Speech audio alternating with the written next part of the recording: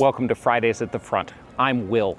This is a collaboration between Shenandoah Valley Battlefield Foundation and Civil War Digital Digest.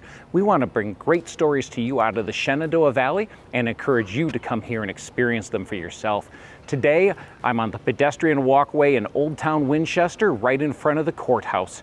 The courthouse is now the Civil War Museum, and there's a lot to see there, but our story is from 1862. We've talked about soldiers. Now let's talk about a nurse. Her name is Harriet Dada. She goes by Hattie. Before the Civil War, she's a Christian missionary with the Choctaw Indian Nation, and she is so respected by them that she earns the name from them Impona, which means skillful. At the beginning of the war, she comes back and volunteers as a nurse.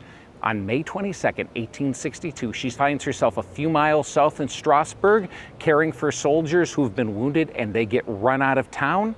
The Battle of First Winchester is May 25th. The night of the 24th, she and 7 other nurses make an agreement. They're not going to leave if the Union is run out. They will not leave their charges. Well, the Union loses the Battle of First Winchester and they're shoved out of here.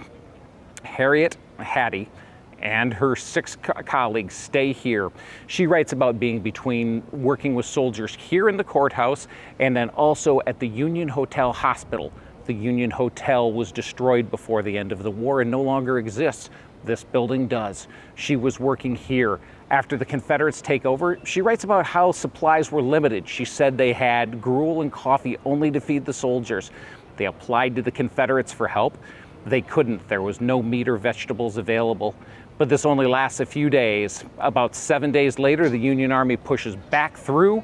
The Union surgeons who stayed were paroled. The nurses were freed, and she continues about her mission to care for soldiers. She serves after Gettysburg at Camp Letterman to help reconvalesce there and serves up through the end of the war. After the war, Hattie earns a medical degree and is a trailblazer as one of the first women to do so in the United States. However, her story intersects with the Shenandoah Valley here at the Battle of First Winchester. Come to the museum, come to the courthouse, find her story.